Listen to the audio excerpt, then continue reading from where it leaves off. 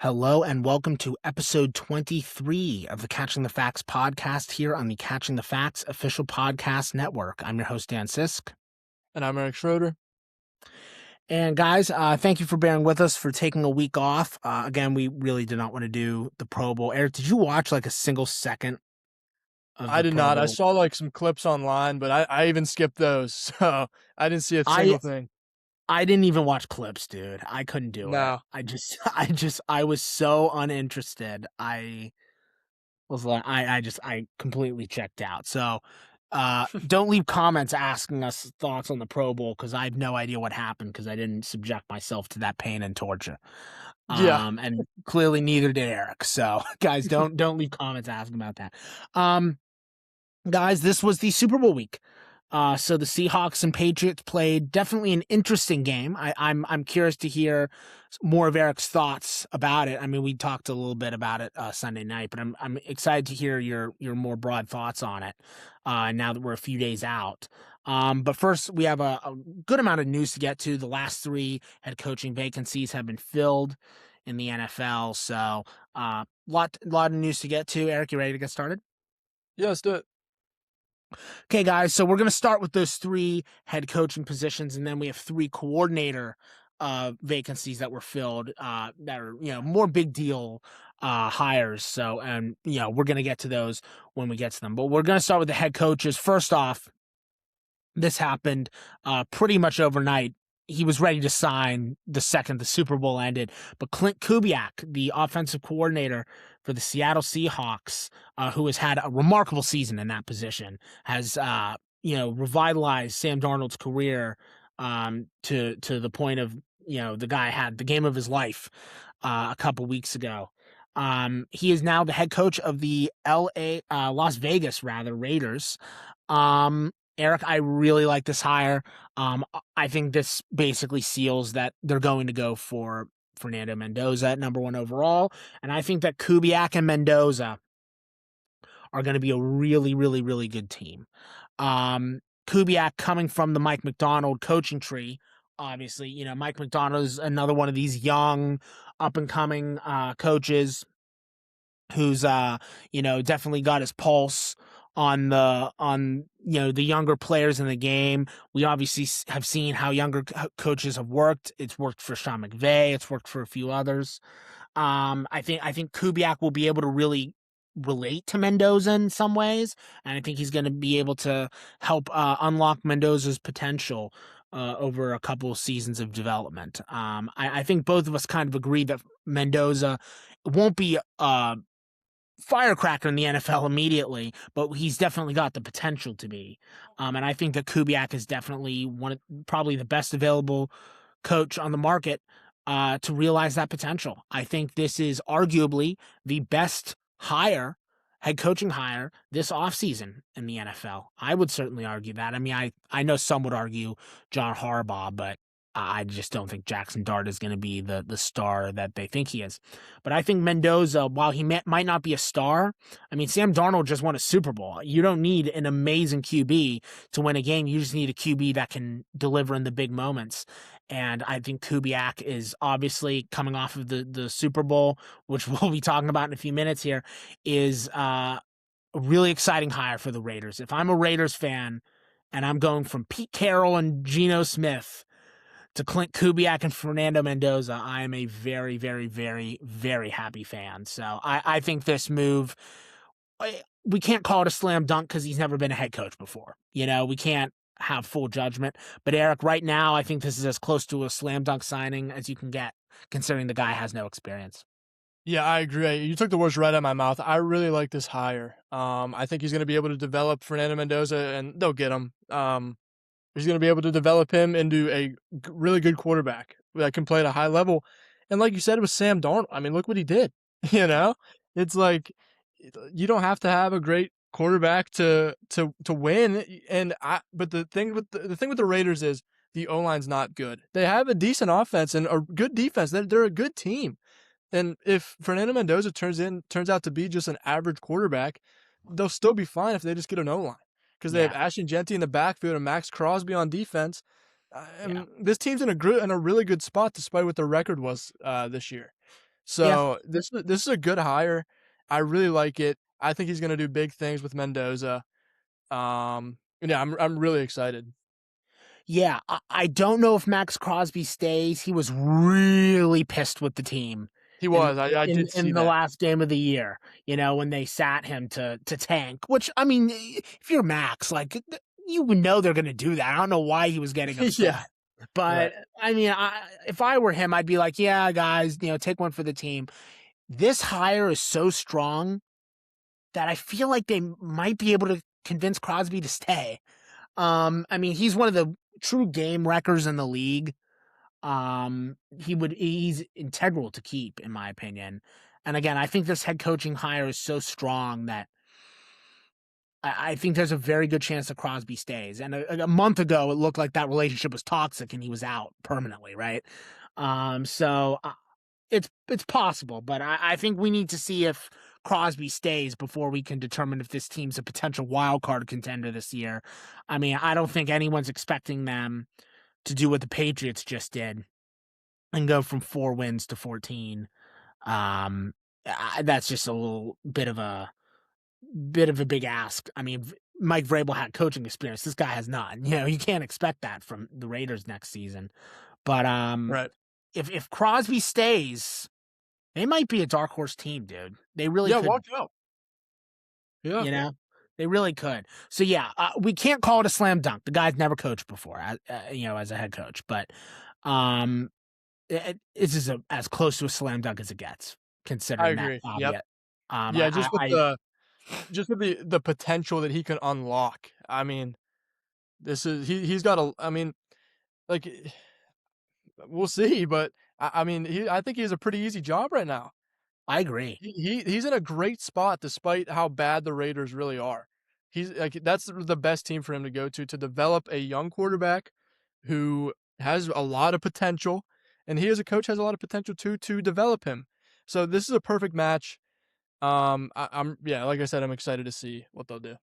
Yeah, I think with Mendoza and Genti, I mean that's a Yeah, big. Those are two critical pieces on offense.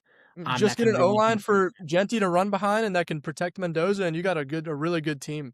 I agree. If they can build up the O line in free agency, I mean they honestly could make the playoffs. Because we saw what Genti was doing behind that line this year. You Yeah, know, and he was so like a middle of the road running back with that awful line, and that's how good he is. yeah, I mean, Like if he gets if a he good line, I mean, if he gets a good line, he could put up Derrick Henry numbers, and I'm not exaggerating when I say no, that. I completely agree. Yeah, So, yeah, I think there's an immense potential with him. And I too, I'm right there with you, man. I'm really excited to see what the Raiders do. I think this is going to be a critical offseason for them, yeah, 100%. both for the team itself and to sell to the fans, because the fans, since they've moved to Vegas, they've been putrid. I mean, the fans in Vegas. I mean, I don't know how many there really are. I mean, how many people are living in Las Vegas all the time and are actively invest in football. I mean, I feel like it's kind of like the LA situation where most of the Rams home games are occupied by the visiting team. Right. I think Vegas has the kind of the same problem, but I think since the Raiders have come to Vegas, they haven't really given the Vegas faithful a lot to root for, and I think that now's the offseason where you really have to make some moves. So this is a very good first step. Obviously, the next big step will be drafting Mendoza, but after that will be free agency. And I'm really curious to see what they do. Yep. So that's all I have on Kubiak. What about you? Yeah, that's all I got.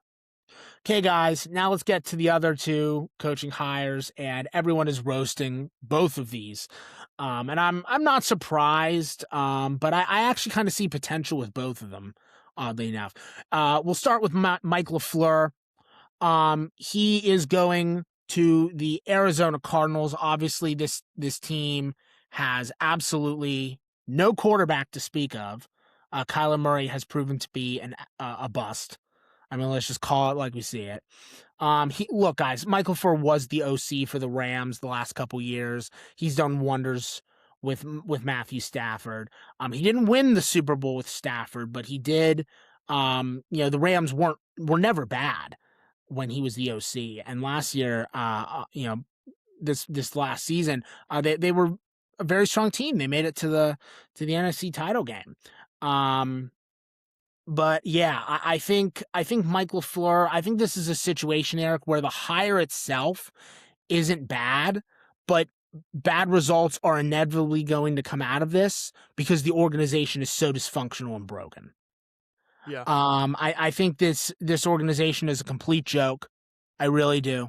I think they are one of the most incompetent sports teams in the entire country, let alone football itself. I think you could argue the Cardinals are one of the worst run teams in the US. Um and again, I think Mike LaFleur is a really solid pick. He's a safe choice, but I think the organization is so bad that he's just not going to survive. What have we talked about on this show, Eric? If you don't have a quarterback, you're fucked. Yeah.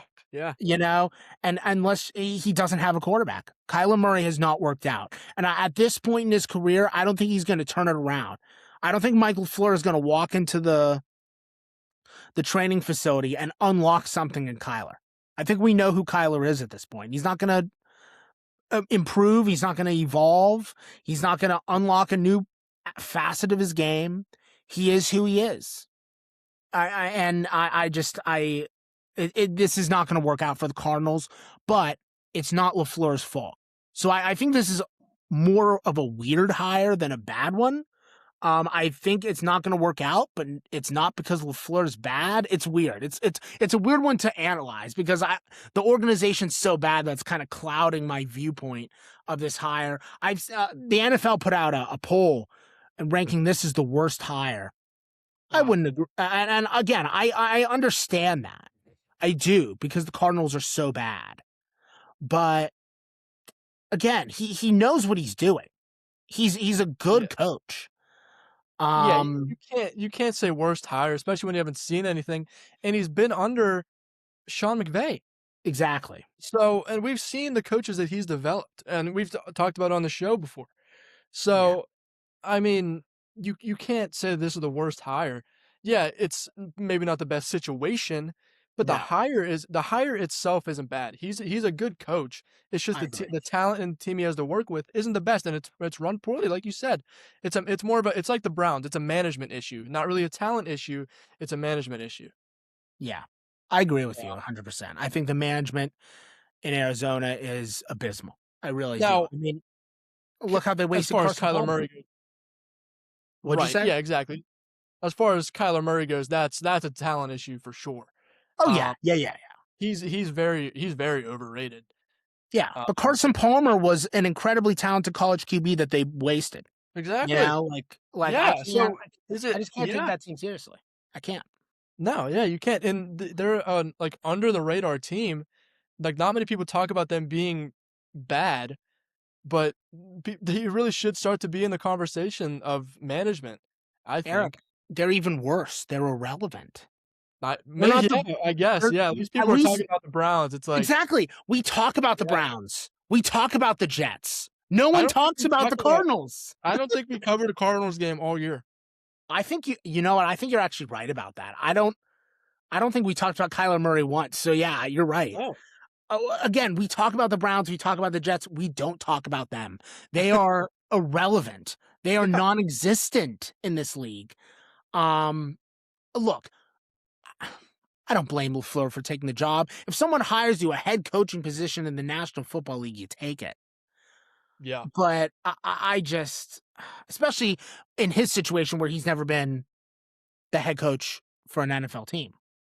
But I just think this is a mistake. And yeah, man, I just this isn't gonna work out. It's not gonna work out. mhm, But again, I really don't think it's his fault. I think the organization's just that awful. You know, I yeah, don't know. I think that's really what it is. I mean, look, maybe Kyler Murray will evolve and improve. Never say never. I honestly believe that the odds of that happening are like 5%. yeah, But never say never. It's possible, I guess. But again, I think at this point, when people tell you who they are, believe them. That's a saying for a reason. Right. Murray has told us who he is. I'm ready to move on from him.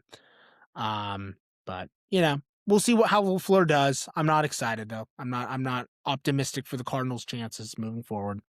Yeah, no, not at all. That's all I have on him. What about you? Yeah, that's all I got. Okay, guys, last head coaching hire was the Cleveland Browns. Of course, they were the last ones to hire someone. I mean, I know Clint Kubiak was the last one to officially get the position, but everyone and their mother knew that he was taking the Raiders gig. He just couldn't take it until the Super Bowl Right. had been played. This was the last hire that was actually decided by ownership. And what do you know? It was the Cleveland goddamn Browns. What a shocker. Of course, they were the last ones to pick. Eric, after 7 hours, 7-hour interviews, multiple choice questions that they were given, quizzes. They were given quizzes. They were given quizzes. The head coaching candidates were given quizzes like on a Scantron. You can't make this up. I mean, Mike McDaniel literally passed on the gig, even though he was a finalist. He was like, I'm out. I mean, it was just a laughable, procedure, I guess you could say. And Eric, they decide after all of that work, after all of that data, they land on Todd Monken. Oh my God. Todd Monken? Eric, let's break down what Todd Monken has done in the last few years. He was the OC for the Cleveland Browns in 2019. Eric, who was the head coach of the Cleveland Browns in 2019? I'll give you a hint. His name was Freddie Kitchens. How'd that work out? Did that work out for the Cleveland? Freddie No. Kitchens? No is an understatement. One of the worst head coaching moves in history. He was atrocious. He goes to Georgia. He wins back-to-back national titles as their offensive coordinator. Incredible work from him at Georgia. But, I mean, how much was that was the roster he had and how much of that was Kirby Smart? I think those are very valid questions. Kirby Smart won those championships. It wasn't Todd Monken's play calling, I'll tell you that much. Then he decides to go back to the NFL and becomes the offensive coordinator with the Baltimore Ravens, where he's been the last 3 years. And Eric, the nicest thing I can say about his tenure as the offensive coordinator is that the Ravens had an outdated offense. They were very poorly coached. John Harbaugh was far past his expiration date. And he was unable to take one of the top 10 quarterbacks in the league, and Lamar Jackson, and make him a top 5 quarterback, which really should have happened at this point in Lamar's career. He's a 2-time MVP. You need him to play at his best. And when the moment is brightest, you never gave him play calls and you never gave him an opportunity to win. So what exactly has Todd Monken done at the NFL level to suggest that he can be a head coach? I mean, can anyone point me to a single thing that suggests that Todd Monken is a good choice? This is such a Cleveland Browns hire. Like, of course they hired Todd Monken. Of course they did. This is a horrible, horrible move. This sucks. This was tied in that poll I just cited a few minutes ago. This was tied for the worst head coaching hire, tied with Mike LaFleur. But there's a difference. Mike LaFleur has talent. Mike LaFleur actually knows what he's doing. He's just got an incompetent organization. Todd Monken is in an incompetent organization, and he sucks. So this, for me, is easily the worst head coaching hire. This is worse than Mike McCarthy, and I didn't think that was possible. I mean, the Cleveland Browns are going to Cleveland Brown. They are never going to change. It would be funny. I'd laugh at them if it weren't so pathetic. This is just, I saw this headline, Eric, and my jaw was on the floor that they made a choice so awful. He was the OC during the Freddie Kitchens year. If you were on the coaching staff of the Freddie Kitchens season in Cleveland, that should automatically disqualify you from the candidacy.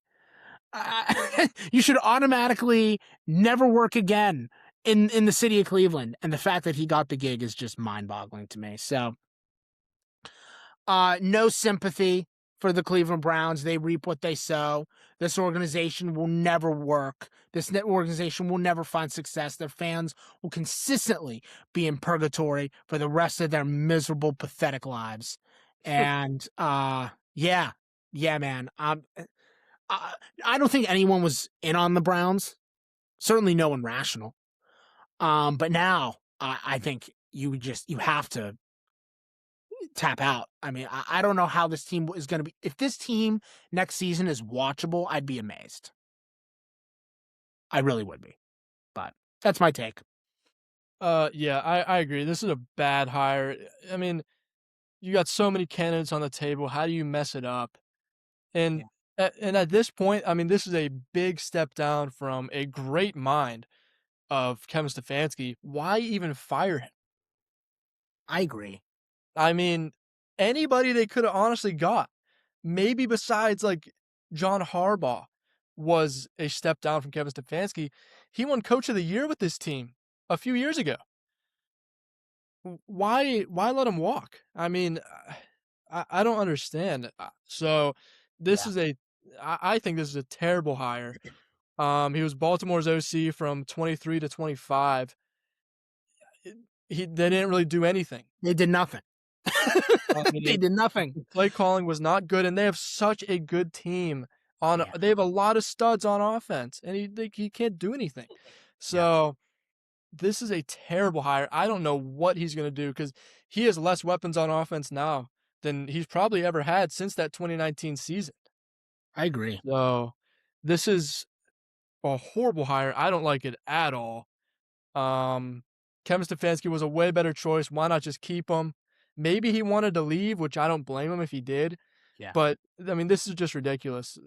Such a bad hire. I don't understand it. yeah. And again, like Arizona, they have no quarterback, which just kills your team. I mean, you are stuck with a quarterback who can't throw deeper than 15 yards in Dylan Gabriel, or a quarterback who holds onto the ball too long and constantly gets sacked in Schroeder. I mean, those are two. When those are your two choices at quarterback, you are done. It's over. You know, like Right. you're not going to win. So No. I think this is. I'm with And you, man. I just don't think. nothing is going to change with this hire. This is not a needle mover. I Nope. mean, eh, they're just going to honestly they could be worse. Um Yeah. I They probably mean, will be. I hope that I'm wrong and they somehow, do good or win 7 games even, but I just don't see it happening. I know it's really early to tell. Like this is it's super early in in the off season, but I just don't see an upside really in this hire. Why not just keep what you had, which was way better in my opinion. Yeah, no, I agree with you. I think a large portion. I think they officially did fire Stefanski, but I think you could really tell during the Deshaun Watson year that Stefanski was done. I Like, think whenever that week that was when Deshaun walked off the field on that 4th down, that's when he wanted out. yeah, I yeah, mean, like, yeah, I distinctly remember that. Like when he walked off during yeah, that fourth down, and you could just see Stefanski like just beside himself, but respectfully remaining calm and being as polite as right. possible, but clearly being angry. Yeah, Kevin I agree. Stefanski is very Yeah, professional, by the he way, is. how he handled that. He is. And look, I don't know what he'll be able to do with Penix. I think there's potential there. We already talked about Stefanski. I don't want to, you know, rehash that discussion, Yeah. but I agree with you, man. I think I mean the guy has won 2 Coach of the Year awards, Yep. and I think that you know clearly I think he won it out, so you got to respect that. But Yeah. you could at least make a move to hire a coach that was somewhat respectable to Right. replace him, and then going with the guy who did nothing with a team as good as the Ravens the last 3 years. I mean, you hit the nail on the head. I didn't mention that when during my little serenade. The Ravens are a very well constructed team. They have all the pieces they need to be successful, and they have blown it every single year. So it's not like Blame Monken there. didn't have a roster around him. He did, and he blew it. He wasted it. He and Harbaugh. So yeah. I think this move is a complete dud. If he makes it more than 3 years, I'd be amazed. I completely agree. Yeah, that's a good point. Longer Uh, than 3 years, I'd be shocked. I really would be. yeah, Um, I just don't see it happening because let's look at the division, right? The Bengals are a walking punchline. I don't care that they're the only team in the division that didn't, hire a new head coach. Everyone knows Zach Taylor was the worst head coach of the four. The fact he's the one who still has his job is incredible. He's going to be on his way out. They are not a healthy Burrow away from contention. You and I both know that. Bengals aren't good enough. Their defense is historically awful. And even if Burrow stays completely healthy, which I'm not convinced he will, they're going to be no, I don't think so. no, they're going to be 9-8, dude. I mean, they're not going to be. But what we've seen, that could win the division. I I mean, know. I agree with you. I like, but the Bengals are not good enough, even if Burrow's healthy. So they're not going to be a crazy contender. right. The Steelers, I mean, Mike McCarthy, we already talked about that. Jesse Minter, there's potential, but I mean, staying within the Harbaugh tree is there's a lot of risk there because it hasn't worked out the last few years. Obviously, it's a different gym. It's a different Harbaugh, obviously, but still, I mean, you're going with a very similar guy, and that has a Right. lot of risk as well. So the division isn't difficult. It's not hard for a team with Myles Garrett to be in playoff contention in the AFC right now, Nope. and I'm convinced they're going to win 5 games. like, No, yeah, like definitely, yeah. I just Yeah. they're a mess. They're a mess. They have one of the best defensive players we've seen in the last 20 years, and they are not even remotely close to being uh, a wild card contender, let alone an AFC North contender. And they're in an easy division. They're in a trash division, and they're not even remotely close to competing. It's just this move's not going to work out. Not going to Yeah, work. I agree. Not going to work. Okay, that's all I have on that. What about you? Yeah, that's all I got. Okay, guys, moving on to the coordinators discussions that we wanted to have. Let's start with Raheem Morris. So Raheem Morris, the head coach of the Atlanta Falcons for a couple years, he was absolutely atrocious. He squandered every opportunity that was handed to him, and he was handed two big quarterback acquisitions. May I remind you, Eric, the same year, when Kirk Cousins and Michael Penix, and he wasted both QBs. He was unable to capitalize on both of their talents. And he waited for Cousins to become a husk of himself before he put Penix in, and then Penix was unable to develop. We're not going to talk about that. That team's a mess. They've been unable to recover from 28-3. All Yep. these years later, they've been unable to recover from 28-3. Um, he's been hired as the defensive coordinator for the San Fran 49ers. I think this is a really solid hire. I think obviously it's a tall order to replace Robert Saleh as defensive coordinator because Robert Saleh knows what he's doing on defense, as we discussed last week when we were talking about the Titans, or sorry, 2 weeks ago when we were talking about the Titans hiring him. Raheem Morris knows Kyle Shanahan extremely well. I think they have they have a pretty close relationship. I think Morris is one of those coaches we talk about all the time, Eric, who's a brilliant coordinator and not a good head coach. And there are Mhm. some coordinators who can't make the jump. He's one of them, but as a DC, he's really, really good. I think this has I think the Niners are obviously a really, really good team. They've just been annihilated with injuries every single year. I mean, they're like one of the most unlucky teams in football with all the injuries they get. But on paper, their roster is excellent, and Kyle Shanahan's, in my opinion, one of the best coaches in the sport. So I think this is actually a very good hire. And if everyone stays healthy on defense, which again is a big ask, they could really make some noise in the NFC next year. I think this is a really solid move. I don't think it's gonna automatically make the Niners, a Super Bowl contender. I think No, they still have a little bit of work to do, they just have to but stay healthy. I agree. But beyond staying healthy, I do think they have a little bit of work to do. But overall, I think this is a really, really solid hire, and I think it's a very respectable replacement for Robert Saleh, even if he's not going to be as good as Robert Saleh. But I think it's a good hire. Yeah, I really actually really like this hire. I think this is it's right where he belongs because he was a DC, in 2023 for the Rams. So I mean I like it. He's worked under some good coaches too. He worked under John Gruden, Sean McVay, Dan Quinn.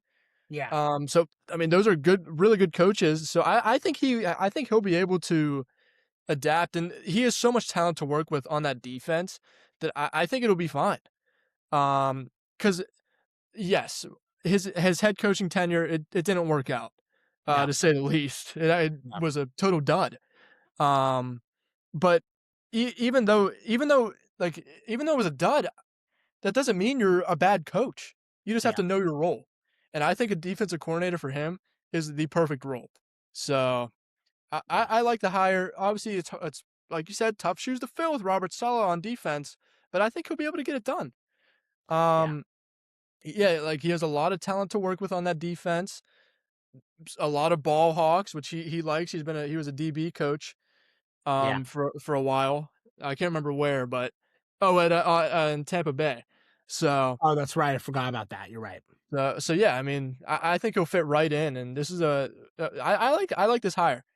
They just have Yeah. to stay healthy and work some things out on offense with like Brandon Ayuk and stuff. And then they'll be right back up in contention maybe in 5 years or something.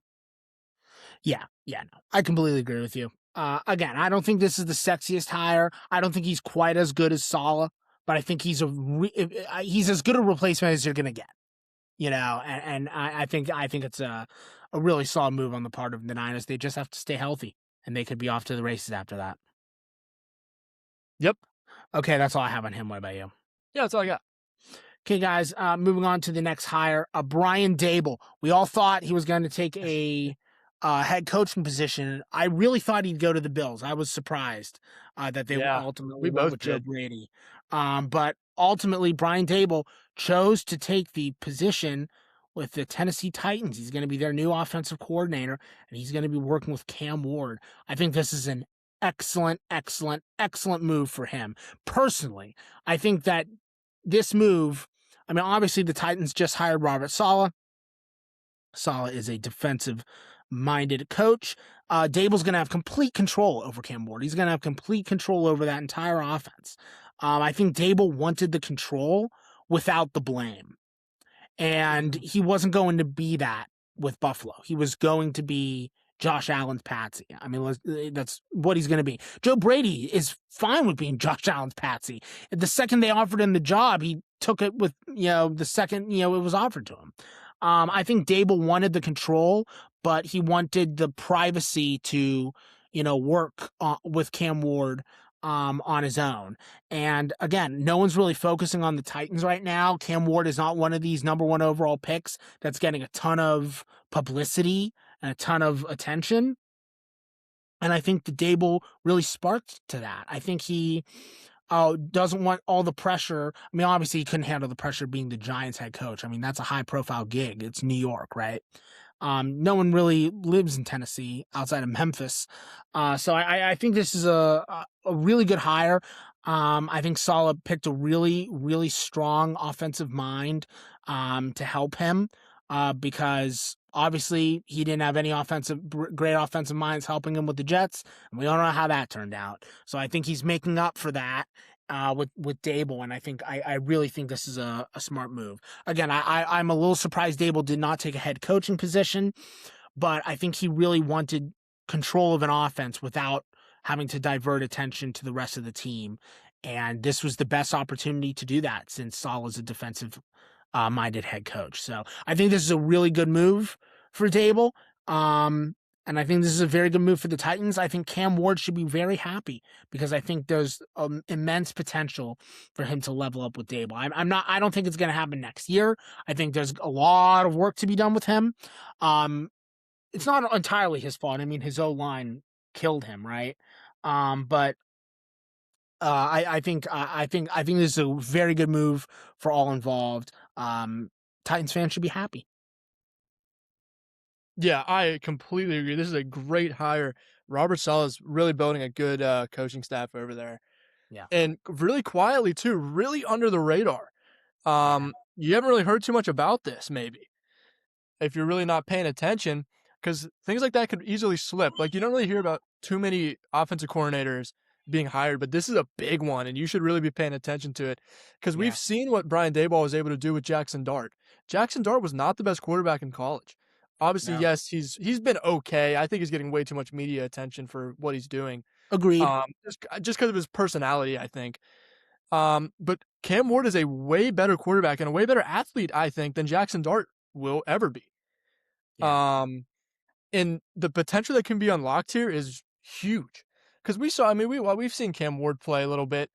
It's okay. It's a little bit reckless at times, but a lot of the time, his receivers aren't really catching the ball.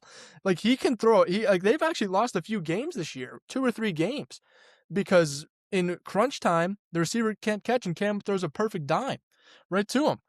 yeah, So I think Brian Daboll will really be able to unlock the potential of Cam Ward scrambling more. yeah. And I think he's just going to be able to open up the playbook for him, and Saleh's just going to take care of the defense, because their defense is not that bad. I No, mean, they've had a few close games this year with some pretty good teams. So I don't. I think this is a great hire, and they're sneakily building a really good coaching tree right now. Now, I I think agree. the reason he didn't take the Buffalo job was because he was an OC in Buffalo for three years, I believe. Okay. From what was it, 2019 to 2021? That's what it was. So maybe that's why. I mean, I don't know, but that's when Josh Allen wasn't. His rookie year was terrible. Um, I don't know if that had really anything to do with it, or like they didn't end on good terms or whatever. But I don't know. Maybe. but Maybe. I think this is a perfect fit for Brian Daboll, way better than Buffalo would have been, because we know what Buffalo is at this point. I agree. So I really like this, a fresh start, new team. Yeah, perfect for him. And if I'm a Titans fan, I'm really excited. Yeah, man. I think this is a really solid hire for them. I'm excited for where the Titans could go. I think it's going to take a couple years, but I think Cam Ward has immense potential in him, and I think Dable's a great hire to unlock that. I agree with you 100%. Yeah, Yeah, and great point with the scrambling. I think that can prove to be Cam Ward's secret strength. To be honest with you, and I think Dable will be able to unlock that. You're 100% right. yep, That's all I have on him. What about you? yeah. That's all I got. Okay, guys. The last coordinator that we have to talk about before we move on to the NFL honors.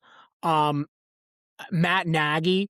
Really, New York? Look, I understand that you needed a name. I get it. But if I'm Jackson Dart, I'm tempted to not even show up to training camp. I mean, this man, how many quarterbacks has he ruined? Seriously, he A ruined lot, Mitch dude. Trubisky. He ruined Justin Fields. He ruined how many? Seriously, I'm trying to think of like all the quarterbacks he ruined. Um, he you could even argue he ruined Mahomes. He was horrible as the OC of Kansas City last year. Absolutely putrid. Um, I think this is just such an awful hire. I wasn't sold on the John Harbaugh move, but I could see the vision. Now, Giants are done. I think they are. They're just a mess. They're a disaster. This is a worse. This might be the worst hire of the last 2 weeks. Yeah, It it might really be the might be. worst hire of the season, man. It Like, it really might this be. is This is a horrible move for the yeah, Giants. This is a horrible move for Jackson Dart. Um, if I saw that this was the man who shepherded Mitch Trubisky's career, again, he'd be automatically disqualified from candidacy. I'm just amazed anyone would think to hire him. He's an idiot. Yeah, Giants are done. Season's over. Pack your bags, boys. It's done. It's over. Horrible move, Eric. Horrible. I agree. This is way worse than the Browns hire, honestly. I Matt Nagy, man. Oh my. He hasn't coached since 2021, since the double doink, I believe, Yeah, right? Is that that might be correct? it. In, That might uh, be in it. Yeah. in Chicago. Now he was in college. He actually was, or sorry, not in college. He was coaching the Kansas City Chiefs. He was their offensive coordinator, but he hasn't been a head coach since 2021. And this is not the spot I would want if I am Jackson Dart. Brian No. Daboll is way better. They really they screwed up here for sure.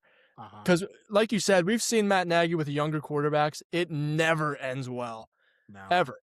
I mean, this is ridiculous. And the Jackson Dart has a lot of potential. I mean, Yes. he might not be the best right now, but he can. I mean, he showed some glimpses of. He made some really good plays last year on his feet, through the air. So especially through his feet, though, and uh, Matt Nagy could ruin him.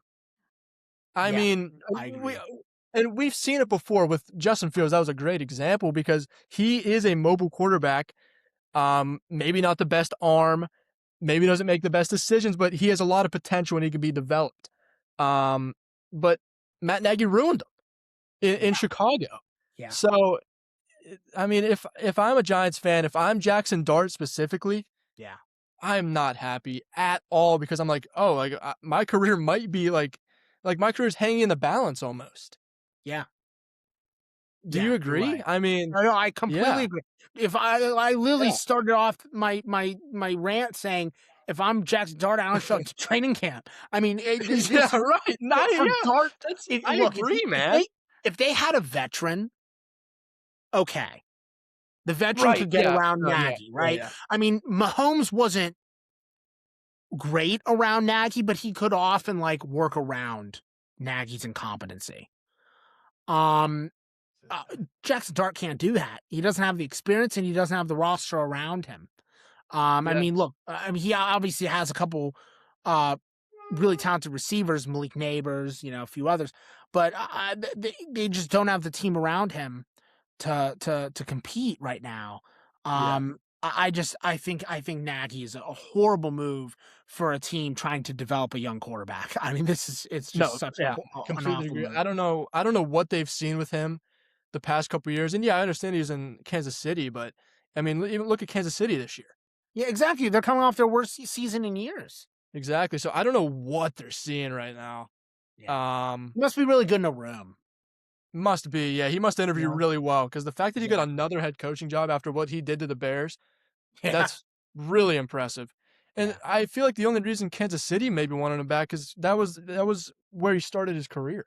Yeah. Um, so I mean, I don't know, man, but we'll see how it goes. I don't think this is going to go well at all. Nope.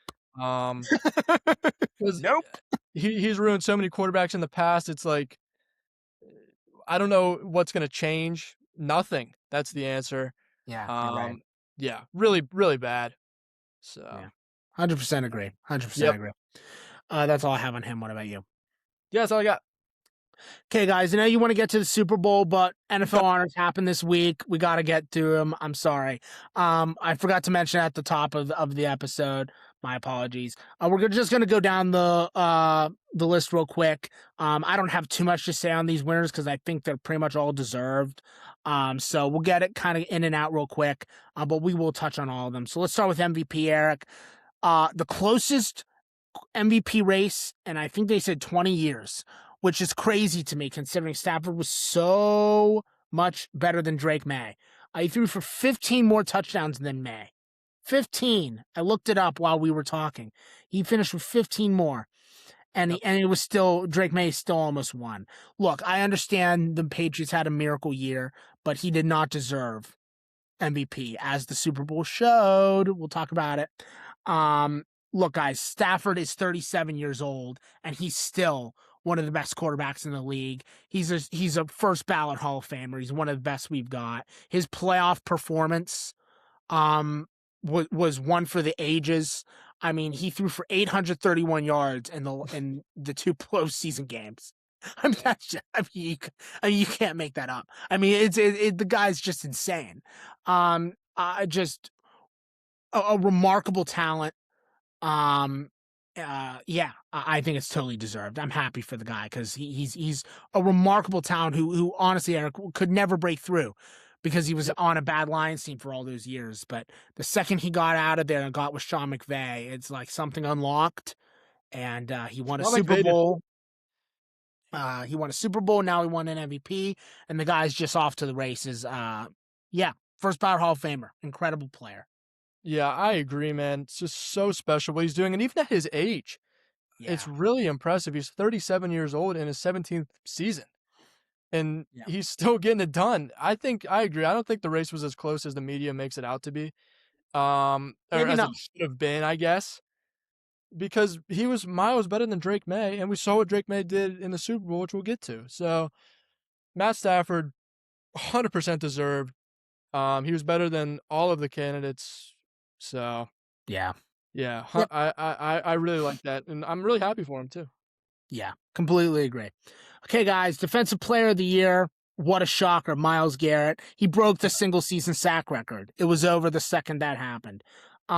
Watching this guy play was a highlight of my week. Even though I wouldn't watch Browns games, I'd just see him on Red Zone because I'm not watching a Browns game from start to finish. Am I masochist? However, they always showed his highlights on Red Zone, and Eric, he's just so good. He's got the speed, he's got the athleticism. Everything about the guy is just on point. Um, a remarkable player, one of the best players on defense we've seen. Again, as I said, in the last 20 years. Um, yeah, slam dunk. There was no discussion. There was no argument. No one else could vote for anyone else. He No. is one of the best pass rushers in years. He's so good. Totally deserved. Yeah, I agree. Yep, it's Myles Garrett for sure, no debate.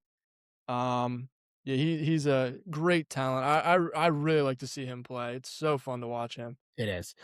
Look, hitting Mason Rudolph over the head with the helmet is Uh, obviously going to be a bad look for him. But I will say I think he's grown up and matured yeah, for in the sure. last few years. Like his acceptance speech, I thought was very professional and very very formal. I Yeah, think he's definitely grown up in recent years, so I'm not going to hold that against him. He's a remarkable talent, one of the best players in the NFL, top five, if we're being honest. yep, And yeah, totally deserved. agreed. Okay, guys. Offensive Rookie of the Year. I always forget how to pronounce his name. Can you pronounce his name? Ted Tedero McMillan, I believe. Tedero. I always hear the announcers mispronounce it. I remember Al Michaels said like Tatayaroa or something on one week. I just look, he broke a bunch of rookie records for Carolina.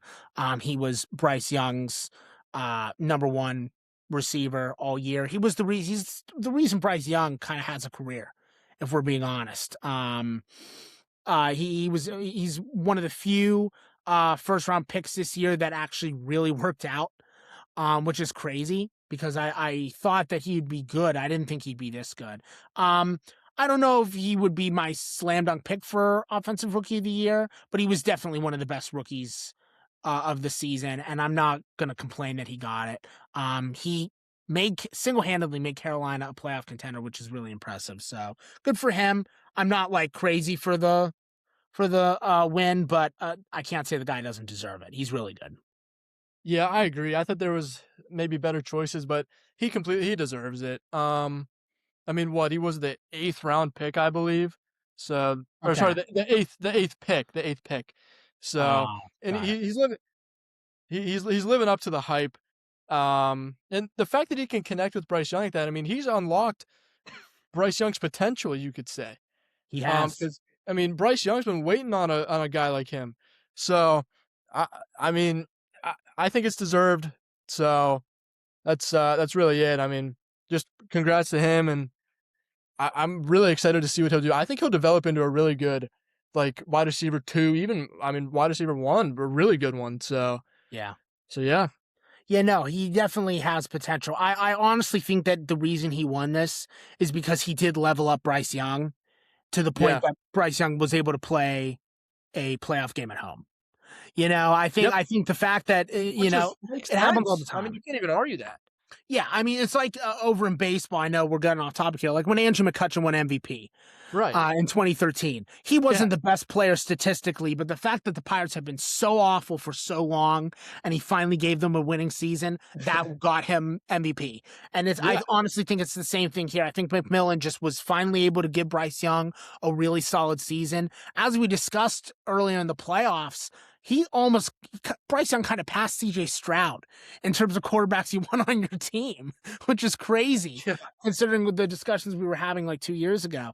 Um, but yeah, I think the fact that the Panthers got to the playoffs and played a game at home kind of single-handedly won McMillan the award.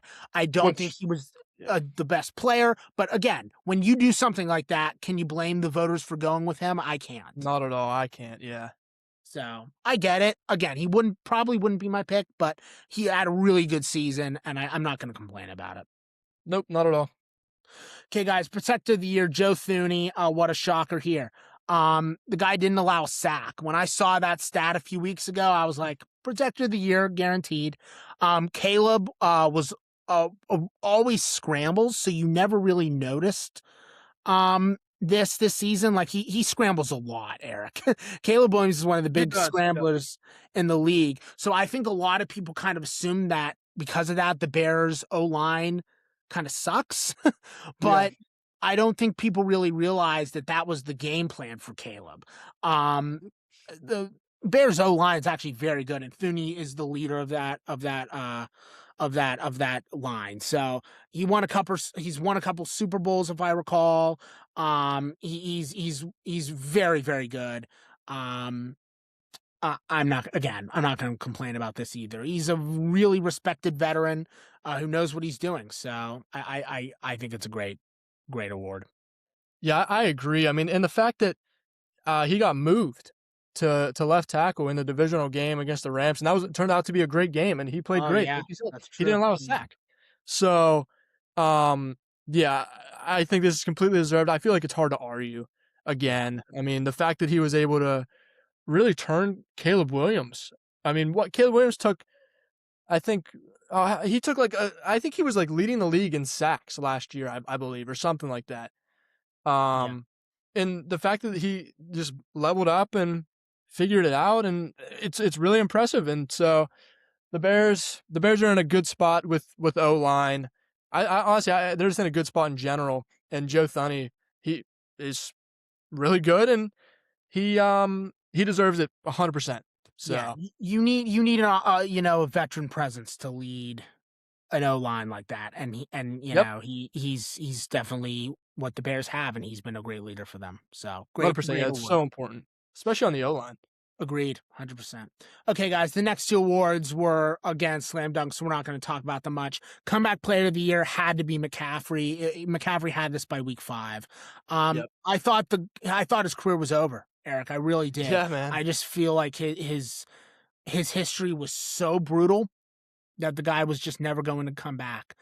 But oh my God, he did it again. He came back again. Um, he had let me look at his numbers here. 2,000, a little over 2,100 scrimmage yards. What a remarkable season. I mean, this guy is a true fighter. Um, no words. Again, by week 5, he had this. I mean, he was Yep. having an excellent year. And as you said a couple weeks ago, it's crazy that the Niners had all these injuries and he wasn't one of them. Yeah. It's just so weird because he's always one of the ones who gets hurt. But yeah, what an incredible season for him. I'm really happy that he's had a big season, and he's one of the best players on the Niners, hands down. It's a Oh shame. yeah, 100%. I truly believe that if his injuries were limited, he'd arguably have a chance for the Hall of Fame. He's that good. I agree, man. Yeah, But honestly, at because the this stuff that he's point, I been able think to do. yeah, yeah. I feel like there's just too many injuries to really put him in at this point, which is a Yep. damn shame because he's so Yeah. good. But yeah, I'm really happy for him. He deserves this 100%. Yeah, I agree. There was no better option. You see sometimes where they'll give it to guys that maybe didn't have the best year. Maybe what didn't Geno Smith win it? Yeah, he did. So, yeah, this year, they'll he technically, yeah, come back, but I think it should be like an injury award where they come back from like a bad injury, like Christian McCaffrey did. So 100% deserved. I mean, he had such a great year this year, and he didn't get hurt. That's was honestly pretty surprising. So yeah, I don't know. It's deserved. He should have won it. No argument in my eyes. Yeah. Yep. Yep. 100%. Okay, coach of the year. What a shocker, Mike Vrabel. Yeah, man. They go from 4-13 to 14-3. I mean, are we kidding? The Super Bowl Um, appearance. and a Super Bowl appearance. Yeah. There you go. That's it. That's Yep. all I Yeah, have to say. that's What it a too. Yep. shocker. Look, I know people are going to complain about the easy schedule. I was one of them. Obviously, the easy schedule was exposed throughout the playoffs. Um, but who cares, man? I mean, a 10-game improvement's a 10-game improvement. You still have to, you know, coach that team week in and week out. And yeah, totally deserved. Yeah. No argument. I don't have nothing to say. It's self-explanatory. Agreed. Okay. Yeah. Okay. Defensive rookie of the year, Carson Schwessinger. Again, no one talked about him because of Miles Garrett, but he's again so good. Um, uh, uh, no, again, I'm not at all surprised because No, yeah. he killed the Steelers every time they played him. I mean, he's just so good. Yeah. Totally deserved. No argument. Yep. Do you Agreed. have Yeah. I mean, um yeah, yeah. that's it. Okay. Offensive player of the year, your boy, JSN era. He's your alumni. Yeah, Um one of the best receivers in the league, if not the best. I mean, yeah, yeah, yeah. man. So that's Again, that's no debate. deserved again. I mean, Yeah, yeah. no argument. And then the I guess the only other award was assistant coach Josh Mhm. McDaniels. Sure, why Yeah. the hell not? I Yep. mean, Sure. Yeah, he's give it not to another Patriots guy. Why not? exactly. I get it. You know, he's proven to be, an emperor has no clothes situation, but whatever.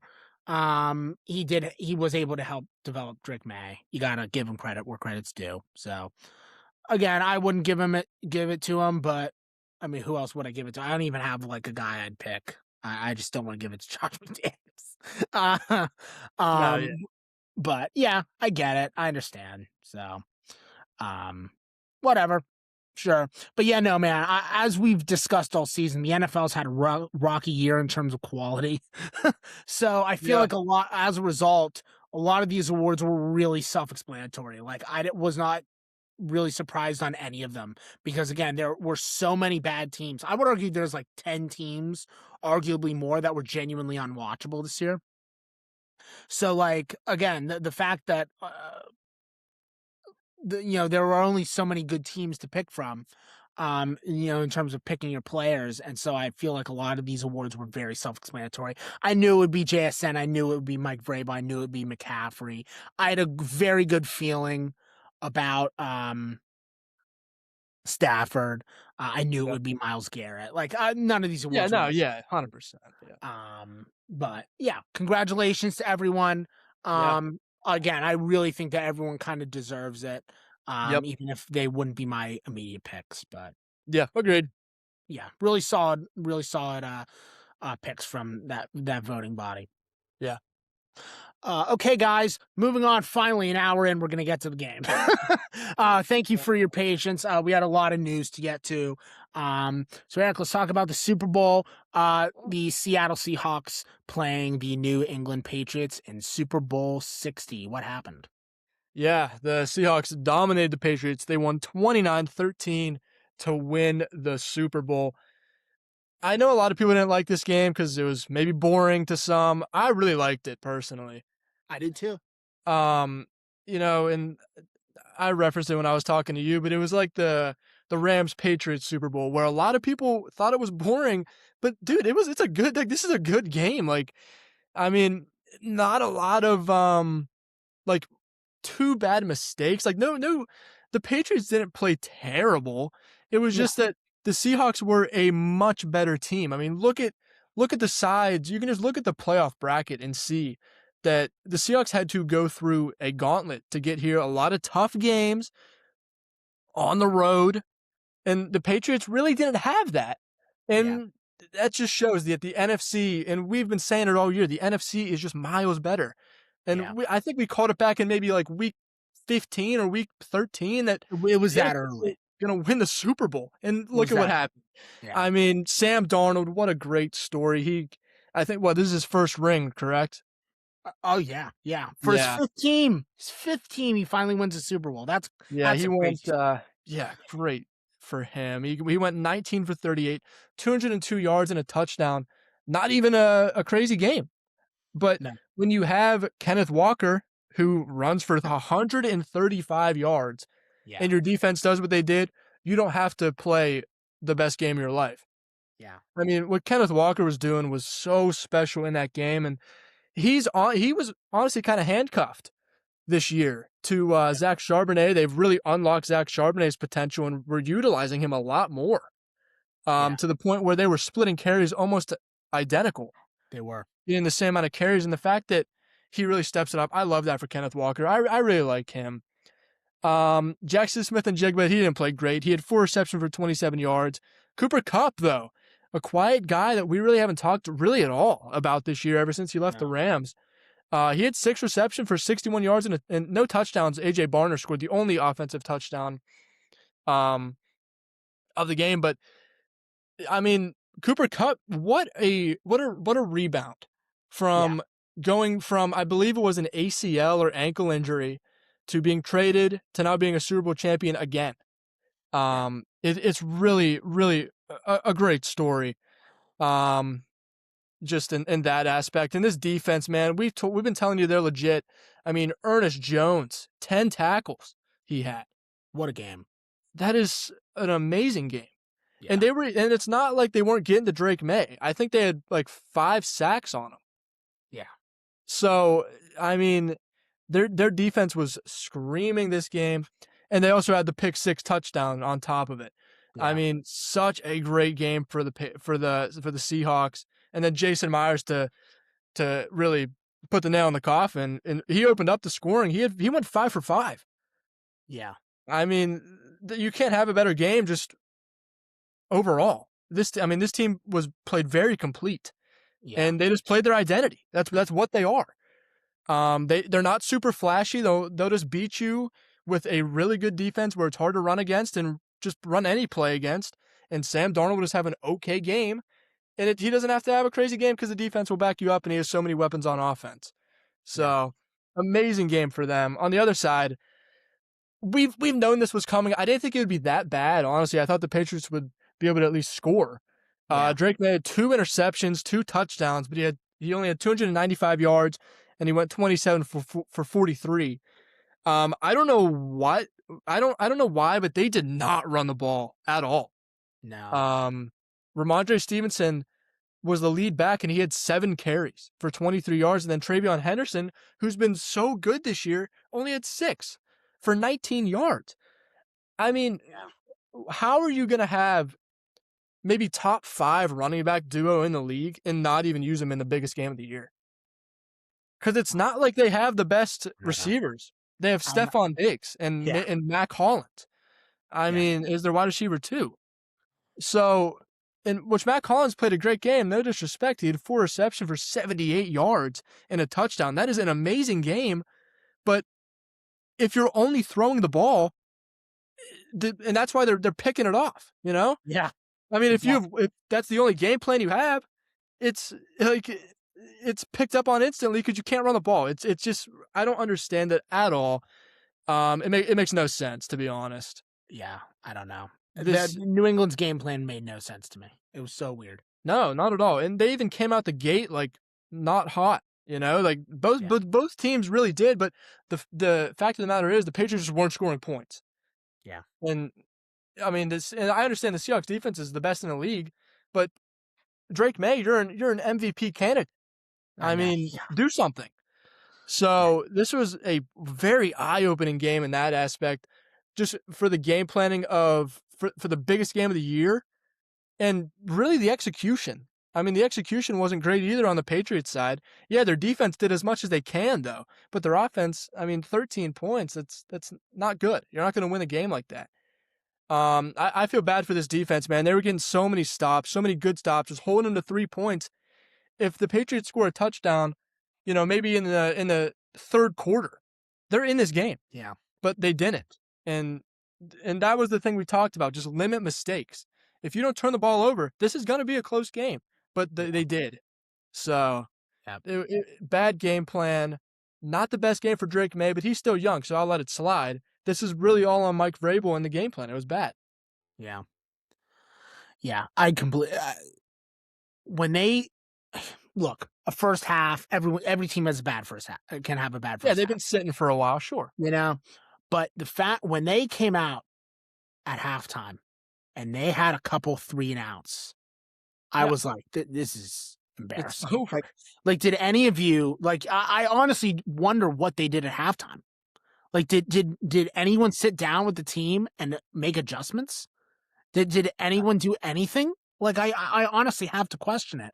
Now, look, I agree. Look, Mike Vrabel deserved Coach of the Year. I'm not saying he's a bad coach at all, but like his coaching at halftime was abysmal. It was horrible. I mean, they made zero adjustments. I mean, they had what, 5? There were so many 3-and-outs, Eric. So many. Just so many. Every time they had the ball, I was like, oh, 3-and-out. Oh, 3-and-out. Oh, another 3-and-out. Oh, here we go.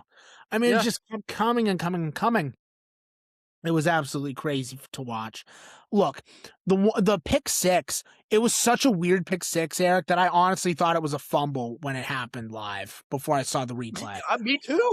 I Yeah, thought it was a fumble. I I didn't think it was a pick. yeah, um, no. so I'm not gonna, that was just a fluky thing. That first interception, I have no idea what the hell he was throwing to. that throw, he wasn't even throwing it to a defender. I honestly don't know what he saw. I think it was just a very obvious miscommunication situation. Um, Yeah, yep. but it was just Well, it I was believe he got hit as he threw as well. That didn't help. maybe, but and then obviously the fumble was really bad. Um, Yeah. but Jeez. I mean, look, we talked about it. He's just not ready for the stage that is this bright, and this big. And look, you could argue that Sam Darnold isn't either, but the difference is that Sam Darnold is a veteran, and Sam Darnold is far more experienced, and Sam Darnold knows professionalism, and the Yep. professionalism ultimately won. Right? Yeah. Look, we've talked about it all postseason long. Just don't make mistakes, as you said. Sam Darnold in the NFC title game had the game of his life because that's what was needed to beat Matt Stafford. Yeah. You do not need that to beat Drake May. And Uh-uh. I think Seattle knew that. And I think they kind of adjusted their game plan around Kenneth Walker because of that. They didn't need Sam Darnold to play lights out. And Sam Darnold, to his credit, Eric, is so damn professional. I barely saw him smile in the postgame. Yeah. I barely saw him smile and be happy that they won the freaking Super Bowl. When he was holding the trophy, like it was like it was like a Kurt Signetti That's what smirk. I was gonna say. Yes. I was like, Sam, smile. You, Yeah, like, you you made it, like you just won. Like, for all the animosity that's been thrown in your way, how about you take 10 minutes and just be on cloud nine? But I honestly think, Eric, that that's a result of his professionalism. I think he's learned through his all the shit with the Jets and Panthers and so on that, take the moments for granted. And you never want to like get too wrapped up in the moment. And I honestly think that that was the mentality behind his actions. He was fully supportive of Mike McDonald and Clint Kubiak, who, again, coming off the game of his life, to adjust your game plan around your running back like that, that's a hard pill for a quarterback to swallow, especially a quarterback that has, a God complex. Can you imagine Aaron Rodgers having a game like that in the NFC title game? And then Mike Tomlin coming to him and saying, hey, we're going to, sit you, largely have you not throw. I mean, that won't go over well. But no. Darnold is not a diva. Darnold is very professional, and he was fully supportive of McDonald and Kubiak, and it worked out, and they won. I was as soon as the game started, and I realized how they were playing a completely different game from the NFC title game, and how the Patriots literally looked like deers in headlights trying to stop Kenneth Walker. I knew that Seattle would win. I knew it halfway through the second quarter, Eric. I really did. Um, uh, just a completely different game plan from the weeks prior, and it wasn't putting up a ton of points to start. But again, Seattle knew that, and they just wanted to run down the clock and force the ball into May's hands because they knew May would fuck up. And what do you knew? 3 He turnovers did. from the guy. Yep. I mean, it was a brilliant game plan. It was absolutely incredible. That's why I said at the beginning of the show, the Raiders got a steal with Clint Mhm. Kubiak. I mean, the guy knows what Yes. he's doing. I 100%. mean, he's an incredible talent. And the game plan was incredible because again they knew the Patriots would be able to stop them on a good number of the drives, but they also knew that May would screw up, and that's the trade-off they made. And they took a chance, and it worked out. I mean, I thought the game plan from the Seahawks was absolutely incredible. Kenneth Walker deserved MVP. What a game from him. Just every time they needed 4 or 5 yards, he delivered every single time. I mean, it was just literally it was automatic. He just kept doing it and doing it and doing it and doing it and doing it. Um, and they were also prepared for New England on defense. Um, they had JSN double covered all night, and they knew that they needed another receiver to step up. And as you said, you took the words right out of my mouth. Cooper Kupp delivered and then some. This was the best game he's had in a very long time, and I'm really happy for him as well because this was a huge win for him. I felt bad that they were all booing him Yeah. in post game. What the hell, guys? His family was there. You soulless bastards. Like his family was there. Don't boo the man in front of his family. Um, yeah, man. I just thought that this was a prime example of a coaches adjusting. Take notes, Mike Vrabel, adjusting your game plan. And they knew that they weren't going to score a lot of points with it, but they trusted their defense. And oh my God, did it work out? Like, wow, did it work out? Um, yeah, man, excellent game. I'm with you. I really liked this game, but I like defensive bouts. Like, here's the thing. I think the NFL's in a spot right now, Eric, where people are confusing good defense with shitty offense, right? Like, there are so many bad offenses now that I feel like a lot of teams just don't really give defenses credit because the offenses are so bad. But I feel like a game like this shows that if both teams have good offenses, like the defense really does matter. And this was a defensive bout from the start. And again, I like defensive standouts because I'm just as big a proponent of elite defense as I am elite offense. And I thought this was a very entertaining Super Bowl because of that. I understand it didn't go to overtime. I understand that it was a blowout and not by, not the winning team didn't even have 30 points, and it was still a blowout. So it wasn't super high scoring. There weren't a lot of points on offense until garbage time, of course. So I get the frustration, but I'm with you. I really enjoyed the game. Is it the best Super Bowl I've ever seen? Hell no. But I did not think it was boring at all. I was completely enraptured the entire time, and I'm sure you were as well. Yep. I liked it. I understand where people are coming from, but I don't need 42 to 37 to be Right. entertained, No. So I liked it. I don't care about the haters. The haters can, like, huff gasoline for all I care. I don't care. They like, if you guys just want offense, you do you, but I liked what I got. So whatever. It is what it is. But yeah, man, Yep. I'm so happy for Sam Darnold. I'm so happy for Kenneth Walker. This Seahawks team was really, really good. And yeah, I great season for them. JSN is going places, man. That guy, whew, he is top 3 receiver in the league, and there's a very good chance in the near future he becomes the best receiver in the league. He's just an incredible talent. I can't wait to see him evolve. Very curious to see where the Seahawks go from here. Losing Clint Kubiak is huge. Will Sam Darnold be able to have the kind of success under their new OC? We'll see. There's been no reports on who the new OC for Seattle will be. There are currently rumors that they're going to promote someone from inside their organization, which I can understand. You know, Mike McDonald wants to use his guys. We'll talk about it obviously in the news story once that news comes out. But I'll be very curious to see who they go with. But yeah, man, Darnold finally has a home, and he's finally finding success. And I couldn't be happier for a guy who I thought his career was dead in the water when he dropped the ball in Carolina.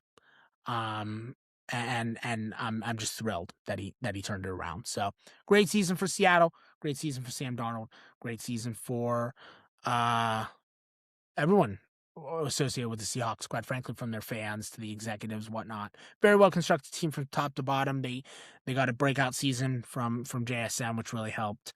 And yeah, in the midst of an NFL season that was largely bad, I think we can both agree on that. This Seahawks team was hands down one of the best teams in the league from the very start of the season, and that went it continued all the way through the playoffs. So great year for them. Congratulations to the Seahawks. Yep, 100%. That's all I have on them. What about you? Yeah, that's all I got. Okay, guys. So that is it for the 2025 season. Um, this is our first. We've completed a season of our at our new home of Catching the Facts. Eric, it's been really fun. I've really enjoyed doing the show with you. And yeah, as all over the place as the NFL has been, I am happy with the results. We did get some really good playoff games down the stretch, and college obviously helped the medicine go down. We got a lot Yeah, of great college right. football this year, right? Um, so yeah, guys, thank you all so very much for following us this entire season. It has been an absolute blast.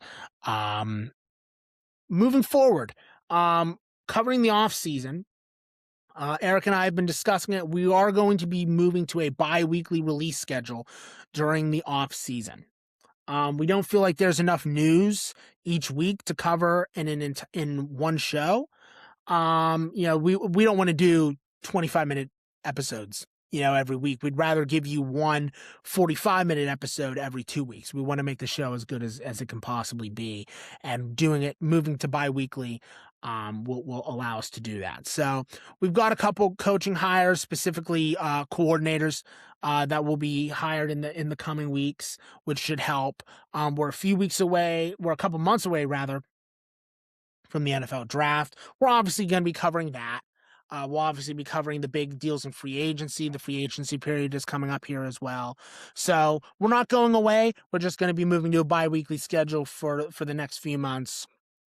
Until, maybe once training camp starts, we'll move back to weekly once we can start doing previews for the teams. But right now, we're going to do bi-weekly, and we hope that you will all follow us because the offseason can be a lot of fun because you can often see teams implode right before your very eyes, or you can see them make brilliant moves. And the last few years, the free agency market has been absolutely crazy. Do you remember that one year, Eric, where they set a record from number of deals?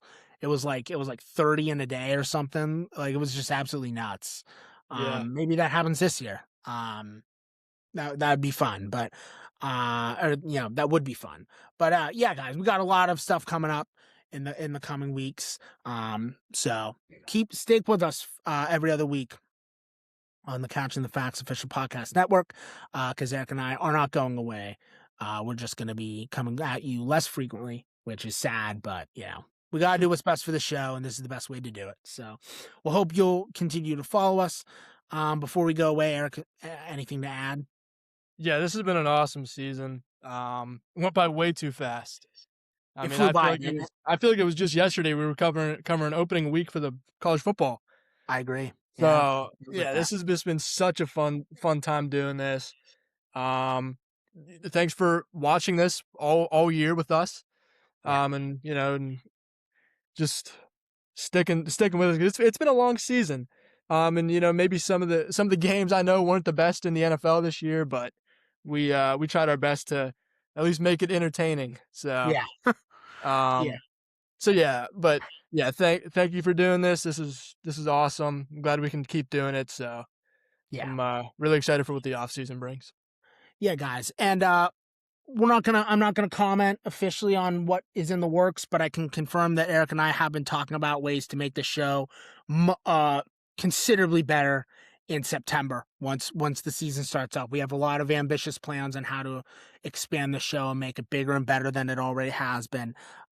So no official comments yet. I want to make sure what we can and can't do before I comment on what we're gonna do. But yeah, guys, stick with us. We have a lot of stuff in the works. It's really exciting.